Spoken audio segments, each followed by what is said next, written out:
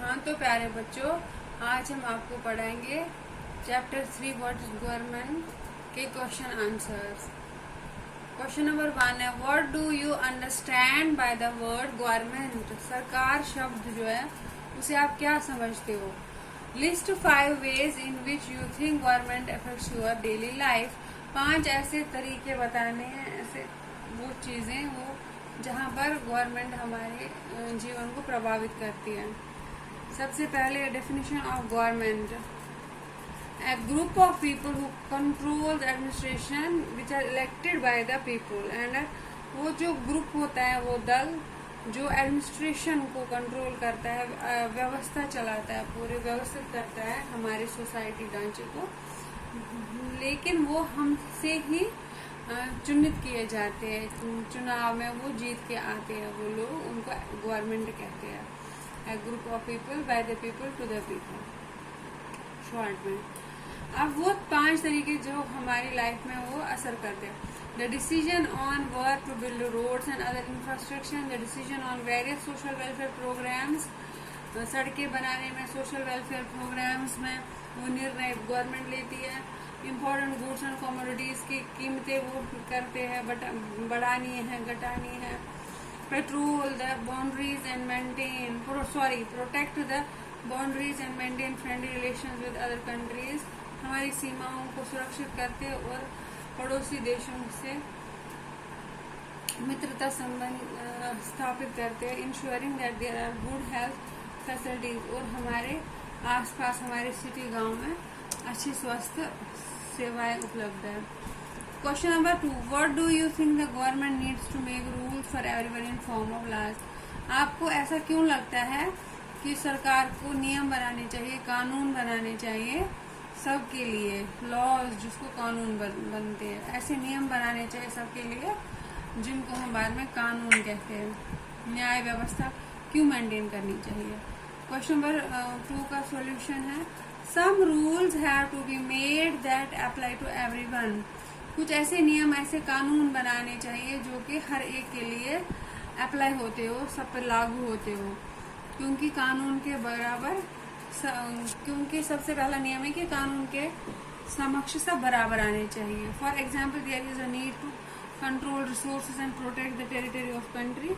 नियम इसलिए बनाने चाहिए ताकि जो रिसोर्सेज है, नेचुरली हो या मैन मेड हो, उनको प्रोटेक्ट करने के लिए कोई उनको ज्यादा यूज न करे, कोई गलत यूज न करे। Protect the territory of country, किसी भी कंट्री की सीमा को प्रोटेक्ट करने के लिए, so people can feel secure, ताकि लोग सेफ और सुरक्षित रह सके। Governments do this on behalf of their people by exercising leadership, making decision. वो निर्णय लेते हैं, लीडरशिप होता है नेतृत्व में, and implementing these among all the people living in their territory, और सब पर वो लागू करवाते हैं। Question number 3, name 2 essential features of a democratic government. लोकतंत्र ढांचे के क्या 2 एसेंशियल फीचर्स होते हैं। सब बराबर होते हैं और सब उनके लिए आंसरेबल होते हैं। The government is answerable to the people, जो सरकार है वो लोगों के सामने प्रतिबद्ध होती है उसके काम के लिए। Number 2, people elect their leaders to govern the nation through the process of election. People elect करते हैं लीडर्स को ताकि वो इलेक्शन द्वारा। Question number 4, what was the suffrage movement, क्या है, व्हाट डिड इट अकम्प्लिश, ये क्या बताता है। Suffrage means the right to vote. Suffrage का मतलब है अधिकार, मत का अधिकार। Earlier women and poor of USA did not have. पहले औरतों और गरीब यूएसए के में रहने वाले उनको अधिकार नहीं था, वोट्स था। They fought for their rights and their movement gathered in strength। उन्होंने अपने अधिकारों की लड़ाई की और उस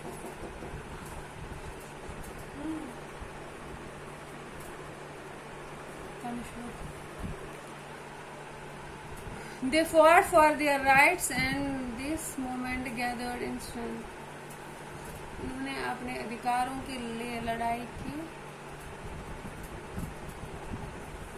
बाद में उसको मूवमेंट मिला है। During the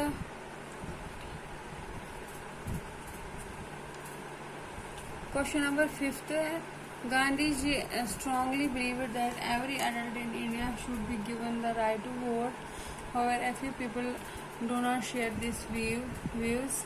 They feel that illiterate people who are mainly poor should not be given right to vote. What do you think? Do you think this would be a form of discrimination? Give 5 points to support.